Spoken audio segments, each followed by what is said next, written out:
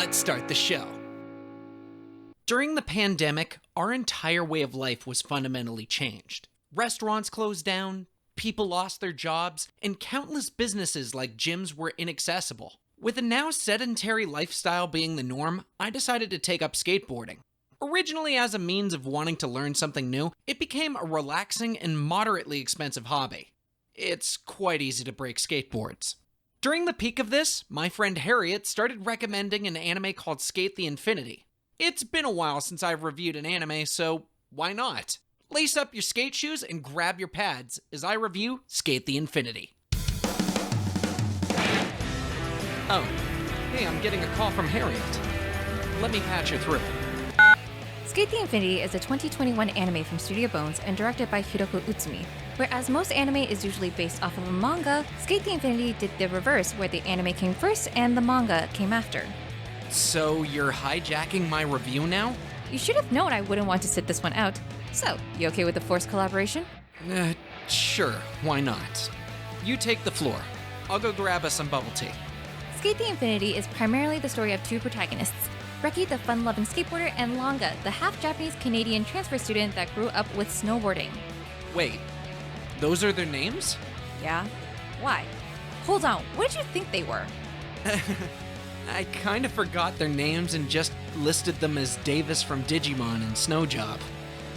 I'm just gonna ignore you and continue. So, Reki introduces Longa to skateboarding and also to the hidden underground circuit called S. Wait, there's a hidden underground for skateboarding? They conduct underground races at an abandoned rock quarry called Crazy Rock. Why? That doesn't make any sense. What do you mean? I mean all of it. Why would you have an underground racing circuit for skateboards? What, are skateboards the family-friendly alternative to street racing? I mean, it's definitely more socially acceptable. Is it though? I say this as a skateboarder. There is so much hostile city planning against skateboarding. Also the fact that we're viewed as property-damaging hooligans. If I were to soup up my car with a spoiler and racing decals, I'd get less disgusted looks than if I decided to go skateboarding in an empty mall parking lot. Look, Matt, you're going to have to just shut your mind off and learn to enjoy the— Also, why would you be racing skateboards? What? Skateboards are awful for this kind of thing. They'd be using longboards since they reach speeds above 60 kilometers an hour without losing control of the board.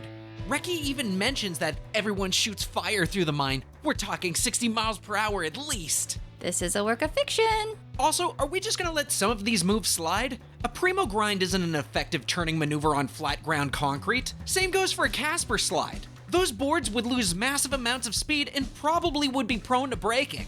Matt, stop. Also, what the ever-loving f*** is this scene? Get out of here with that crouching tiger hidden power of friendship bullshit. This is just the tip of the iceberg. Luckily, I prepared a PowerPoint presentation talking about all the times this show— Alright, listen up.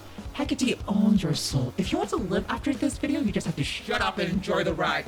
We could tirelessly nitpick for days about insignificant things like how the rotating trucks on Longa's board is actually really unsafe for riding, or it's insane the secret identities of all the S legends are somehow kept safe, despite the fact that everyone looks practically the same in real life, and that Joe's wheels look closer to cherry blossoms rather than actual skateboard wheels. Yeah. Are you going to play nice? Or do I have to get mean? Yes! I'll play nice! Yes, what? Yes, Hecate? Good. The real reason we're here is not for the technical prowess to elevate skateboarding. We're here for the kind of sexual tension that can only come from borderline yaoi. Straight up. SK8 the Infinity is the most unapologetically gay thing I've ever watched. Basically, every male character is hot. Things promptly jumped headfirst into the gay the moment Mia wagers that if Longa loses to him in a race, he'll be his personal slave. SK8 the Infinity is essentially Fast and the Furious Tokyo Drift, except gay. And with skateboards. Isn't it great? I have to admit, it is refreshing to see an anime so self-aware of its identity. When I reviewed Wanna Be the Strongest in the World, it couldn't really pick a lane, and as a result, got bogged down between, is this trying to be a serious wrestling anime, or is this just fan service? SK8 the Infinity absolutely knew what it was, and steered hard into it. From Reki to Longa, the Catboy Mia, Heavy Metal Shadow, the tech-savvy and elegant Cherry Blossom, the muscular Beefcake Joe, even the main antagonist Adam, straight up is just eye candy. Guy candy. Straight up guy candy. Adam's character model, for some weird reason, made me think of Batman. Not just because he's a rich socialite with themed costumes and gadgets, but his overall facial features are very Bruce Wayne. Even when he's younger, he still has this brooding quality before going full-on salsa gay. We're not gonna lie, SK8 the Infinity is only 12 episodes long, and like halfway through, we were practically screaming, just already! Series director Hiroko Utsumi is well versed in this kind of build-up, especially since she was the series director for Banana Fish and Free. While it's not related to the themes of SK8 the Infinity, we also want to mention her career as an animator on shows like The Melancholy of Haruhi Suzumiya, Lucky Star, K-On!, Clannad, Kanon, and Full Metal Panic: The Second Raid. The one thing that's kind of been eating away at my mind while writing the script is the question as to whether or not SK8 the Infinity is qualified as queerbaiting. Queerbaiting being the marketing strategy of hinting but not actually depicting same-sex romance or other LGBT representation. We don't really 100% know how to slice this show, so we tried to reach out to our LGBT friends, but they all got busy. Please leave a comment down below, and we'll read them after the video. You'll read them. I'll read them. It goes without saying that SK8 the Infinity is very well animated. Studio Bones didn't half-ass their work in this 12-episode series. Unsurprising since this is the same studio responsible for My Hero Academia, Eureka 7, and Full Metal Alchemist. Usually on less action-intense scenes, you may notice a drop in animation quality. If you keep your eyes peeled, you might see the odd scene where the quality dips. For example, the hospital scene in episode 11 between Cherry and Shadow. Or sometimes in the middle of a trick not related to a race, a character can look a little bit derpy. For the most part, though, everything that packs emotional weight is well drawn and the backgrounds are crisp. Now, when we watched this series, it was in English dub. Watch the dub! Seriously. It's great. The cast is comprised of Matt Shipman as Reki, Howard Wang as Longa, Rai McKeon as Mia, Christopher Guerrero as Shadow, Damon Mills as Cherry, Jonah Scott as Joe, and many others. But the main breakout star is David Wald as Adam. Sup, bitches, bros, and non-binary hoes! He's like Pegasus from Yu-Gi-Oh! On steroids. You can just tell that he had an absolute blast recording his lines, and frankly, everyone nailed it. Way to go, Aniplex! We laughed, we cried, and we all felt very different when he popped our cherry. Really? That's how you wanted to end that sentence? Anyway, I'll talk about the music. SK8 the Infinity's music was composed by Ryo Takahashi. He did a fairly good job balancing intense rock-infused tracks with somber, vulnerable instrumentals. The first time I watched the show, it was with Harriet, and as a result, I spent most of my time cracking jokes. Luckily, through re-watching the series, I was able to revisit the music, and I'm glad I did. The opening theme song of SK8 the Infinity is Paradise by Rude Alpha. It's a banger with a low-budget music video. We're not here to critique his music video.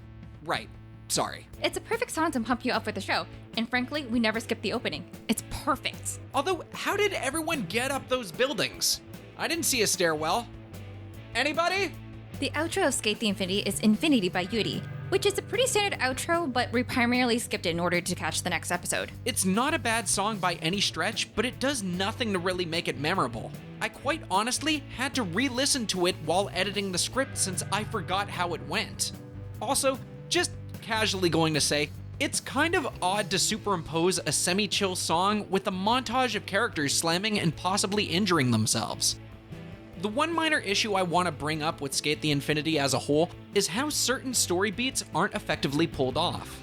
For example, Reki has this massive arc where he has to cope with being left behind since his skill can't compete with the other riders. His depression and desire to still contribute is undercut by episode 11 when he almost defeats the main villain. There's a lot of plot armor that affects the outcome of the series. You practically have to shut your brain off when the characters are basically not even on the same sections of the course, but manage to pull through at the last minute. In the worlds of racing, the amount of distance you can cover in a mere second is not something you can easily gain back. Also, one last tiny nitpick. I would have liked to see a little more of the family of Reki and Longa. Longa's mom is incredibly intriguing and kind of feels criminally underutilized. Same goes for Reki's family, who basically feel less like family and more like co-workers who occasionally pipe in when you're having a bad day. Considering episode 6 was a filler beach episode, you could have done better. SK8 the Infinity is a great anime that is short enough to not overstay its welcome. It's currently only 12 episodes long, but it's planned for a second season. It also has a stage play adaptation. How do you turn skateboarding into a stage play? You'd be surprised. They did this with Prince of Tennis, Bungo Stray Dogs, Blue Exorcist. I have a whole list. They can do it with SK8 the Infinity. we strongly recommend the English dub. It's the cream filling of the deep-fried twink that is SK8 the Infinity. If I don't get a spin-off of Joe and Cherry's dysfunctional life where they hate each other so much and adopt a child together, I will riot. So at the end of this video, I'm SonicMTD and— So, when are you going to review Hades? I didn't say I was going to. Child? I guess I'm going to review Hades now. There you go. Harriet, you got anything you want to promote or sign off on? Nope. I just wanted to see how you suffer when reviewing this. I'm SonicMTD, and if you ever hit someone with your car, make sure you take them to a love hotel instead of a hospital. What is a love hotel? What's a love hotel? Oh, that face is great. This video was proudly supported by Unsung Heroes of Patreon. Hey everybody, Matthew Tyler DeLeo, better known as SonicMTD, saying thank you so much for catching my video review of SK8 the Infinity. I would also like to say thank you very much to my good friend Harriet Lee, aka Hecate, for collaborating by lending her wonderful voice and helping me write the script for this video.